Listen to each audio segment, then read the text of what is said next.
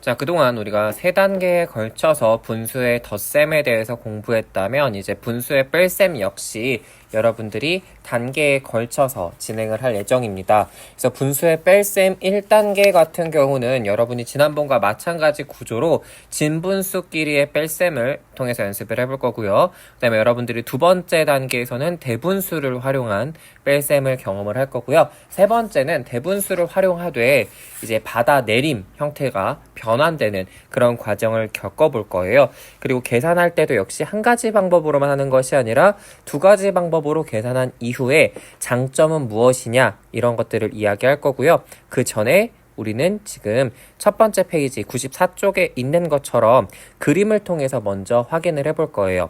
하지만 선생님이 모든 단계에서 이야기하지만 그림은 매번 여러분들이 그림을 그리세요 라는 의미가 아닙니다. 그림을 그리는 것 자체가 이렇게 힘들고 또 번거로운 일이니까 그림을 그리는 방법보다 계산 방법을 해보는 것이 어떠냐라는 걸 여러분들에게 알려주기 위한 것입니다. 그러면 함께 활동해 보도록 하겠습니다. 설탕 4분의 3컵에서 2분의 1컵을 사용하고 남은 설탕을 알아보자라고 했습니다. 4분의 3컵이기 때문에요. 여러분 이렇게 4칸 중에 3칸을 칠할 수 있습니다.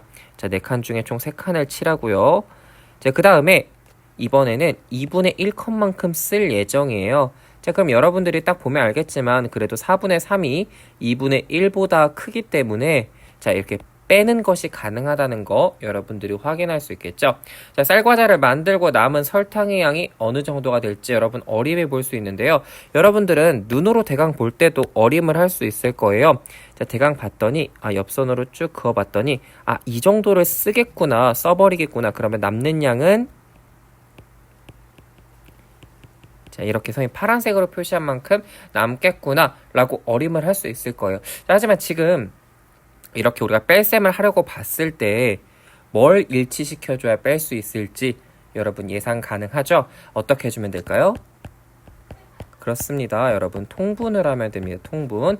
우리는 통분 과정을 배웠고요. 이미 또 분수의 덧셈에 대해서도 배웠기 때문에 통분하는 과정을 해보면 되겠죠? 자, 우리 2번 문제로 한 번 더 넘어가 보겠습니다.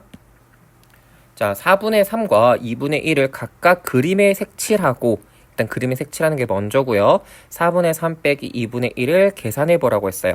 자, 4분의 3이기 때문에 한 칸, 두 칸, 세 칸만큼 여러분들이 칠해주면 되겠죠. 자, 선생님은 지금 일부러 이렇게 표시만 해둘 거예요. 왜냐하면 이 눈금을 보기 위해서 여러분들에게 설명하기 위해서 자, 여러분들이 직접 칠하면 돼요. 자, 2분의 1인데요. 2분의 1은 지금 보니까 원래는 이렇게 두 칸 중에 한 칸만 칠하면 되는데 현재 지금 보니까 한 칸, 두 칸, 세 칸, 네 칸으로 만든 거예요. 네 칸 중에 따지면 두 칸이다. 통분한 개념이 되겠죠. 자, 그러면 여러분 생각해 봅시다. 4분의 3 빼기 4분의 2에 대한 개념이죠. 그럼 여러분 생각해 보면 한 칸, 두 칸, 세 칸에서 한 칸, 두 칸을 빼주면 결국 한 칸만 남게 되겠죠. 자, 여러분 마지막 칸에는 이만큼만 색칠해주면 되겠습니다. 여러분 할 수 있겠죠? 선생님은 이렇게 겉에 테두리만 표시했는데 여러분들은 이렇게 색을 칠해서 채워 넣으면 되겠습니다. 자, 여러분 우리 계산한 방법 함께 설명해 보도록 할게요. 어떻게 했을까요?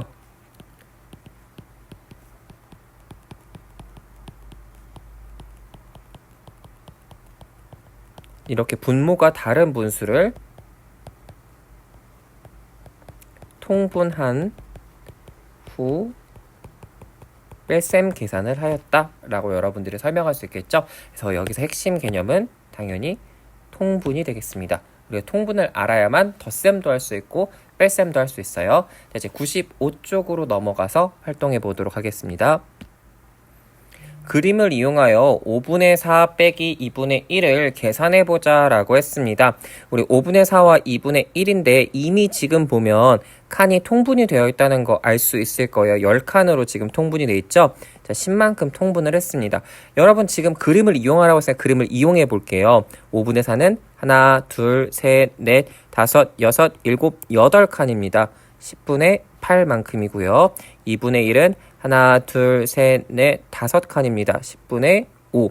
그러면 자, 한 칸, 두 칸, 세 칸, 네 칸, 다섯 칸을 지워주면 남는 칸은 한 칸, 두 칸, 세 칸만큼 남겠죠? 10분의 3 이렇게 만들 수 있습니다. 하지만 여러분 우리는 이미 계산할 수 있죠? 통분. 자, 5분의 4에다가는 곱하기 2를 분자와 분모에 2분의 1에는 곱하기 5를 해주면 어차피 똑같은 식이 만들어집니다. 자, 우리 4번 문제예요. 4분의 3 빼기 6분의 1을 서로 다른 방법으로 계산했대요. 우리가 이미 이걸 덧셈 과정에서도 똑같이 했기 때문에 어렵지 않게 여러분들이 할 수 있을 거라고 생각합니다. 자, 일단 첫 번째 방법은 두 분모의 곱을 지금 보니까 4 곱하기 6, 6 곱하기 4를 공통 분모로 통분 후 계산했다는 거 여러분들이 알 수 있습니다. 그 다음에 방법 두 번째는요. 4와 6의 최소 공배수를 활용한 거예요. 한번 같이 해볼게요. 4도 6도 짝수니까 2로 나눌 수 있겠죠? 2, 2는 4, 2, 3, 6. 자, 모두 곱해보도록 하겠습니다. 2 곱하기 2는 4, 4 곱하기 3은 12. 아, 4, 3, 12, 6, 2, 12. 그래서 12로 통분했구나 라는 거 알 수 있겠죠? 두 분모의 최소 공배수를 공통 분모로 통분 후 계산했다 라고 여러분들은 설명할 수 있습니다. 자, 그러면 각각 방법에 장점이 있을 거예요. 지금 어떤 점이 좋은지. 일단 첫 번째 방법의 장점은 무엇일까요? 자, 공통 분모 계산이 쉽다는 점 여러분들은 확인할 수 있습니다. 그냥 다른 거 고민할 필요 없이 그냥 바로 곱해주면 되기 때문이죠. 자, 그러면 방법 2에도 장점이 있겠죠? 어떤 게 장점일까요? 자, 일단 분자끼리 뺄셈이 쉬워요.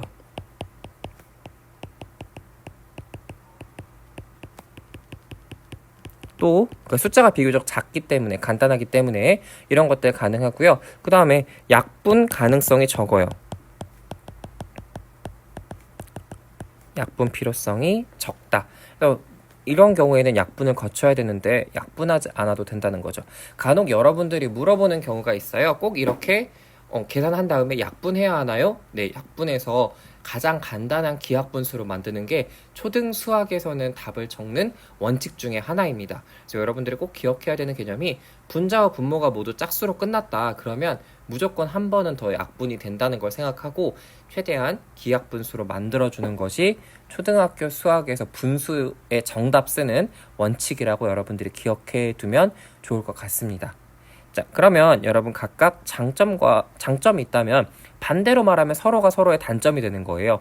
지금 보면 공통분모 계산이 쉬워요. 하지만 약분을 해야 된다는 게 1번의 단점이 될 수 있고요.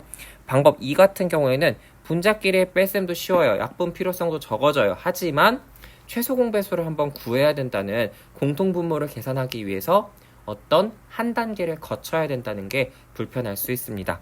자, 여러분 5번 문제로 넘어가 볼게요. 자, 5번 문제 선생님은 방법 두 가지로 함께 계산을 해보도록 하겠습니다. 일단 첫 번째 방법 여러분 어떻게 계산하면 됐죠? 자, 8분의 7 빼기 6분의 1. 선생님 문제를 분석하지 않고 바로 넘어가려고 했네요. 땅콩 가루가 8분의 7컵 있다고 그랬어요. 땅콩 과자 한 개를 만드는데 사용하고 남은 땅콩 가루가 6분의 1컵이라고 했어요. 그럼 다시 말하면 땅콩 가루가 이만큼 있었어요. 그런데 땅콩 과자를 만드는데 사용하고 남은 게 이만큼이래요. 남은 거. 자, 그러면 우리 이것 알고 있고 이것 알고 있으면 이만큼의 양 구할 수 있겠죠? 자, 그러면 함께 빼줘 보도록 합시다. 8분의 7에서 남은 걸 빼면 사용한 가루가 나오겠죠? 자, 8분의 7 빼기 6분의 1이에요. 두 번째 방법도 역시 8분의 7 빼기 6분의 1입니다. 자, 근데 첫 번째 방법은 두 분모끼리 곱할 거예요.